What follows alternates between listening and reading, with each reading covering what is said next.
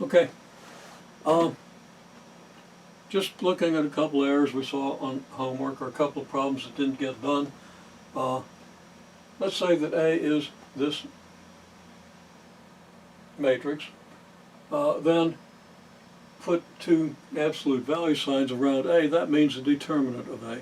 And I think the fact that a couple of these questions weren't answered were just because maybe students weren't aware of that notation. But this is the determinant of A, which is a determinant of this matrix, which is this, and that's very straightforward.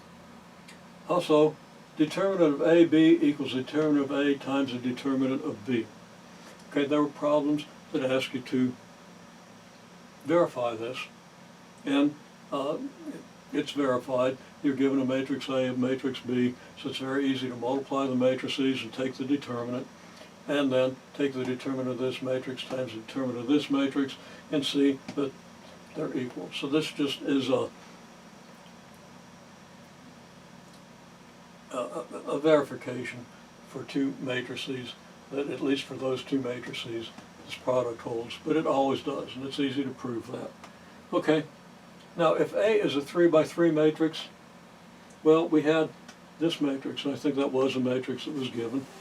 You're asked to find its determinant by using the fact that the matrix, the determinant of C times the matrix A is C to the n times the determinant of A, where n is the dimension of the matrix.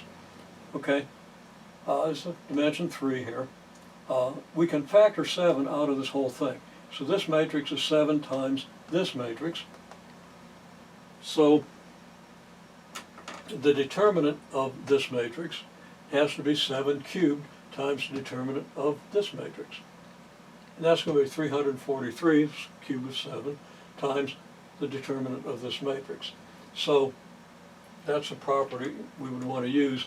And there was a plausible answer to this question, but the numbers weren't quite right.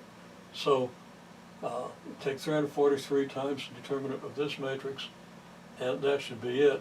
And I think the answer is 686, which is double this, so the determinant of this matrix is probably 2. But check that out. Okay? Now, matrix, the determinant of a transpose. It's easy for a 2 by 2 matrix to figure out what the determinant of the transpose ought to be. If this is your matrix, then here's your determinant. The transpose, you switch the rows and columns, and you get A transpose equals this. You get exactly the same numbers. It's because of the way the rows and the columns work.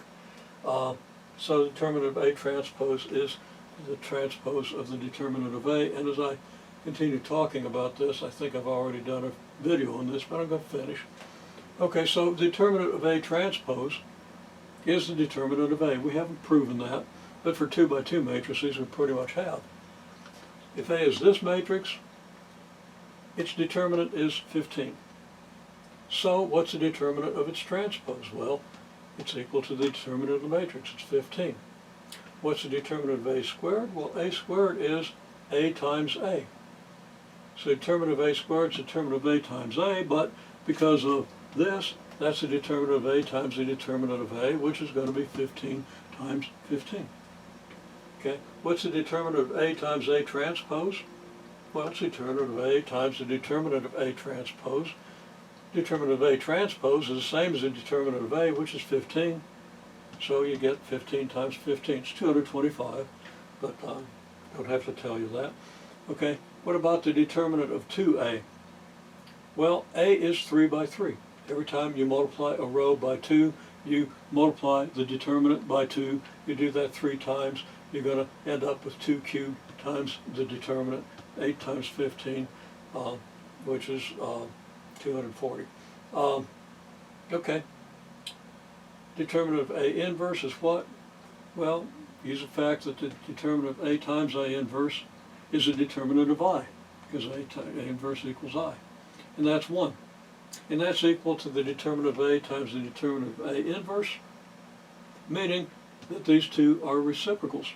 So if determinant of A is 15, determinant of A Inverse has to be 1/15, so they multiply out to 1. Now we continue with little algebra there, but as I say, I think I've already done a video on this, so we'll see how this works. Okay.